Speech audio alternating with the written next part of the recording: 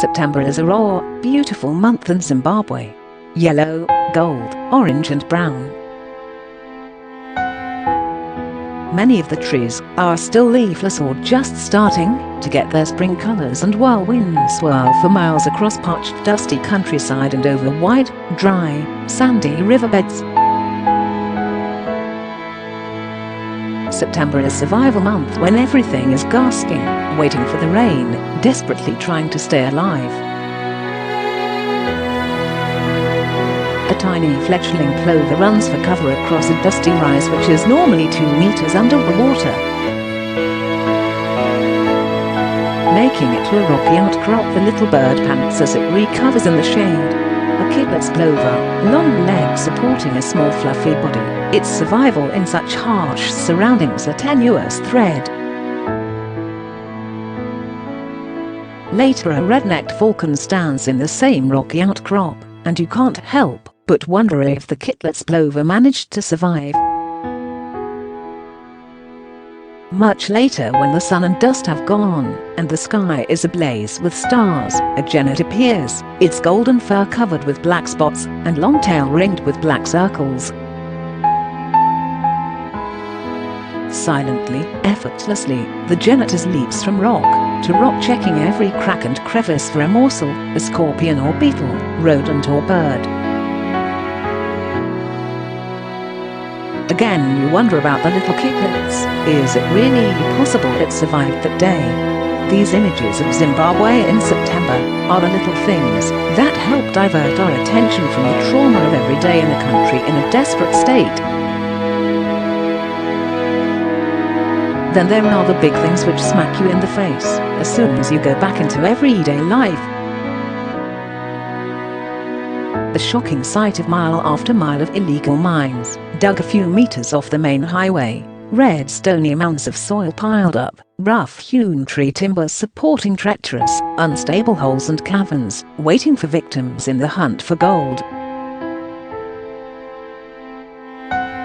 The miners are often young men, lean, hunched, filthy, emerging from the depths and trudging along the road carrying picks and shovels, their despondency and exhaustion palpable. How can they survive this Zimbabwe? As I write, it has been over 13 days since 5 men were trapped underground at Task Mine in Chegutu, where a shaft collapsed on them.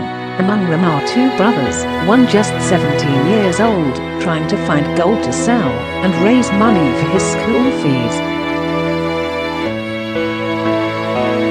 Oh Zimbabwe, there are no words for the burdens and pains carried by our children. Dragging your eyes away from the roadside mines because it's too painful to see what you are seeing and imagine what's going on. 2 huge low loaders approach on the highway, each carrying an army tank covered in brown square netting. Next comes a truck full of soldiers, police cars with blue lights flashing, and another truck of soldiers. You dare not even think about where they are headed or what is going on in our country. Again, the news has been filled with unanswered questions and absurdity this past fortnight. The issue of the hire car from rental company Impala, which was seen on CCTV being used in the abduction of a 22-year-old journalism student who was beaten and tortured for 3 days 6 weeks ago, is still unresolved. To wonder much he was the young man who was abducted said, "Just under a month ago, I was a fully fit 22-year-old pursuing my dreams.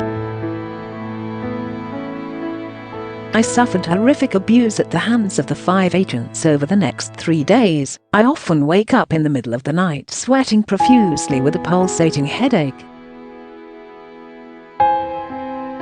I can feel intense pain on the right side of my jaw.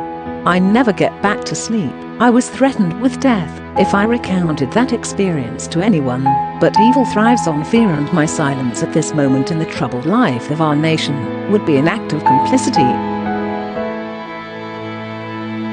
Close quote. A High Court order to hand over records of who hired the vehicle and to provide the route tracker of those 3 days, went to wonder much whoever was missing was defied by Impala, who said they'd surrendered all documents to the police, but 6 weeks later no one has been held to account.